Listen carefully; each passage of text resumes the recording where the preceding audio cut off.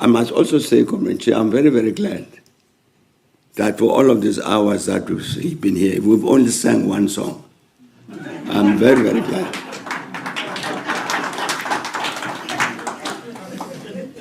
Truly, you know, I'm told that our Chinese comrades say that over the years they've spent quite a bit of time with our movement. And one of the things that puzzles them is, when does the ANC discuss policy? Because all the time it's singing and dancing. It's unfair. But I'm very, very glad there was only one song today, because we then spend all of the other time discussing the real problems. What is very clear to me, and I haven't conspired with the rest of my delegation here, is that, Comrade Kwazi, let's treat this as first session of political education. I think we're going to need the second session of political education. No more presentations, based on the basis of the presentations that have been made. So we follow up on all of them, because it's very clear from the things that comrades are saying. Comrades are raising questions. This question, what is to be done?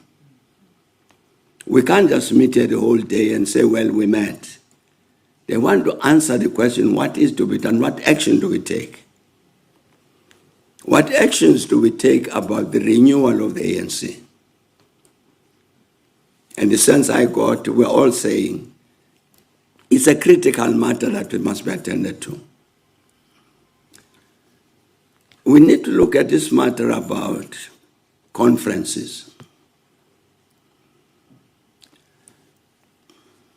We are Democrats, naturally, and we want the committees to be elected. But given our actual reality, isn't there a relationship? I heard comrades raising this question. Isn't there a relationship between renewal and conference? Because you can't just say conference, conference, conference. Who are these people who are conferring? So you need to be able to say, there's a process of renewal that has taken place. It has produced this kind of member and this kind of cadre. Let them have a conference. Otherwise, you might be repeating, if you reverse that process, conference first. You continue to put in positions of power people who should not even be in the ANC. So, a question has been raised. I am very glad to hear comrades raise a question like that. So it needs to be part of our discussion next time.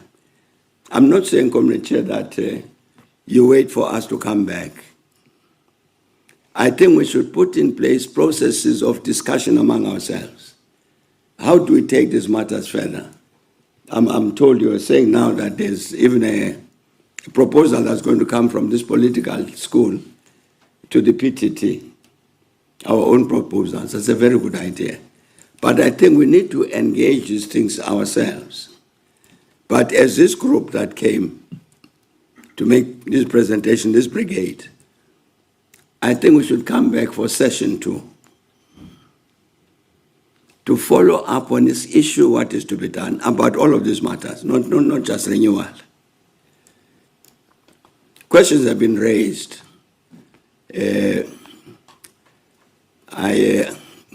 Our convener had the question and the proposal was put. Would it be possible for members of the PTT to raise their hands? And people saying, no, don't do it, it'll be too embarrassing. But that's a legitimate question. This province is very critical. It's not critical. It's critical to the ANC, that's true. But it's critical to this matter of a better life for the lives of our people. The leadership of this province has got to get this thing right because of the contribution that this province will make to this task of the betterment of the lives of our people. And therefore, the people who lead us, this PTT, needs to be conscious of that. It's got a very heavy national responsibility. It's not just a provincial responsibility. Because this province owes the rest of the country an obligation. I saw today a negative thing at the sticker tape at the bottom of the television screen.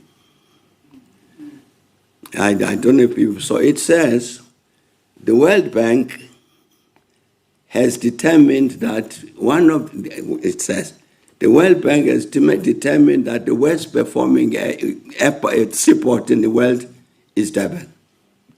It's today, it's on the news. I was reading that, I was saying, here comes trouble. That's World Bank has made that assessment about Durban. But that draws attention to the critical importance of the quality of the leadership in this room. The leadership in this room needs to change that report so that the World Bank must say Durban is one of the best performing seaports in the world. But that depends on the quality of our leadership. And the question that was being raised, can members of the PTT please raise their hands, was very legitimate. Because we are depending on that PTT and the RTTs to provide the kind of leadership that is required. So, Comrade Chair, I'm going to finish this now. So what I'm trying to say is this. I think we have more or less identified the areas of action that requires action that needs to be taken. Renewal of the ANC, whatever else. And that we say that we are going to try, coming from here, try and persuade the PTT that, PTT, why don't you take on a program like this? But we as people here would want to be part of that machinery which ensures that we actually act. Act in a situation, comrades, where, as I was saying, happily we have said we want to tell the truth about our province and not paint pictures which are false, but, give hope. But let's tell the truth about our province, because that's the only way in which we're going to be able to find the correct solutions to solve the challenges. I'm very, very glad indeed that this message came quite strongly from the comrades. With regard to the lecture, Mbuso Kubeka's lecture,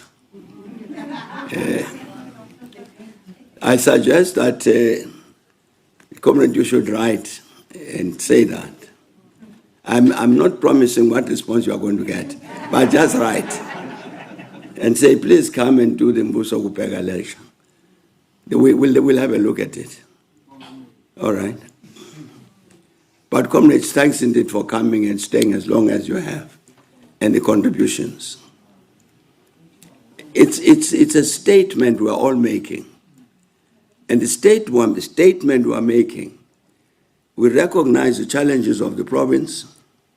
We're determined to respond to them, in the process of which they will re-emerge an ANC which is to the liking of the masses of our people.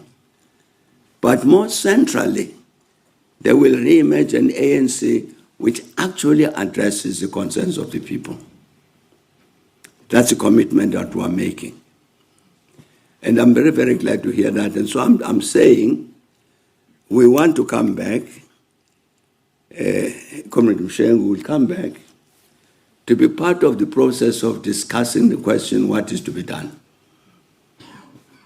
As a support team to the PTT, to Comrade Jeff, to Comrade Kwazim Mshengu here, other comrades yourselves, as a support team, to make sure that this province moves forward actually in effecting the changes that are required. I'm saying it's a responsibility of the province to the country because of the critical role that KwaZulu-Natal plays in terms of the future of South Africa. What you do is important for itself in itself for the province. But I'm saying it's important also for the future of the country. So it becomes a common challenge. We can't say, this is your challenge as people from KZN and so on. No, it's also our problem. It's also our challenge. So we take responsibility together, but from what must happen. But I am really very, very encouraged with the response that everybody has made today. And that's why I'm making this promise that will come, because it's quite clear that coming back into Comrade Mshengu here, will be coming to engage genuine ANC cadres. Not the ones who just wear T-shirts and sing and dance, but genuine cadres who are focused on this matter. What do we do to change the lives of our people for the better? People think that we're only focused on making the ANC strong and beautiful and all that. Sure, it must be. But the critical matter is the role that the ANC must play to change the lives of our people for the better. And really, I'm saying very, very glad indeed that we had a whole day here with real comrades or cadres of the ANC who are committed exactly to that objective.